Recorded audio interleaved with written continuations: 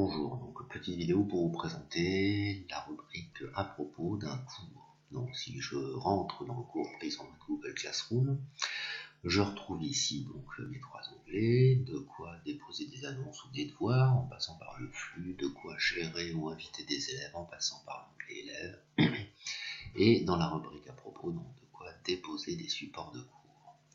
Alors, après une rapide expérimentation, dans cette rubrique à propos, vous pouvez rajouter tous les supports de cours qui vous intéressent. J'ai ici 3 supports de cours différents, mais je peux ajouter des supports.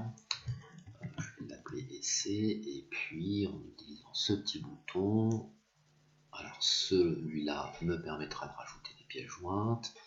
Ici, de basculer dans mon drive, donc le drive d'associer un Atlantique, ici d'insérer des vidéos YouTube, et ici de mettre des liens internet. Donc si je prends la petite trombone, le petit trombone pour importer des fichiers, je vais prendre des fichiers de cours, je vais prendre celui-là, je peux en ajouter sur une même fiche plusieurs.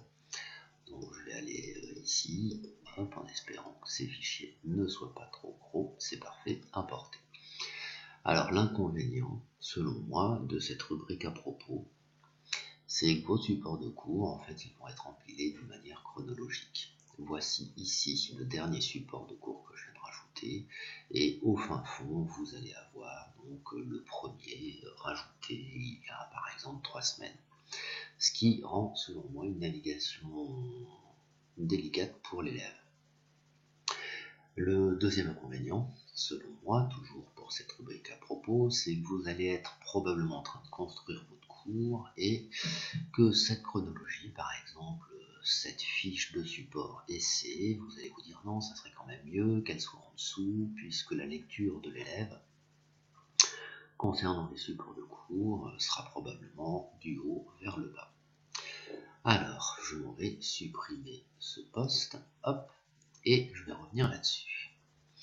C'est pour ça qu'il y a un support qui, pour moi, me semble particulièrement intéressant, c'est de ne faire qu'un seul support qui utilisera l'outil Google Sheet et qui vous permettra, donc là je vais me connecter en tant qu'élève et je vais ouvrir ce support de cours, donc je vais mettre sur pause en attendant. Alors voilà, maintenant j'ai un profil élève, je suis sur le cours pris en main Google Classroom. Si je vais dans un propos, je retrouve donc tous les cours qui sont là et le Google Sheet qui est en dessous. Donc si je clique dessus, pour un élève, en fait ici, si vous utilisez les Google Sheets, vous pouvez gérer votre chronologie comme bon vous le sentez, puisque c'est par ici que vous allez pouvoir faire créer, visualiser votre progression. Et quelle que soit en fait la date d'ajout du support de cours que vous allez créer. Ça sera la raison d'une prochaine vidéo. Donc en résumé, si je vais dans la rubrique à propos, selon moi, ce qui n'est pas terrible, c'est que tous les supports de cours que vous allez ajouter sont chronologiquement déposés dans une pile, et que donc les plus anciens sont inexorablement au fond, et vous ne pouvez pas les réorganiser, ces petites fiches.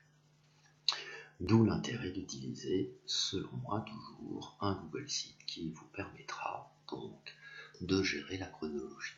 Donc là, je vous le réouvre avec une vision prof. Donc je ne suis plus en aperçu ce que vous voyez l'élève, mais je peux donc modifier ce Google Sheet et j'ai effectivement accès à ce genre d'outils. Je peux déplacer des pages, les remonter, en créer d'autres et faire évoluer mon support de cours à mon rythme selon une progression pédagogique qui m'est personnelle. Fin de cette vidéo de présentation de la rubrique à propos.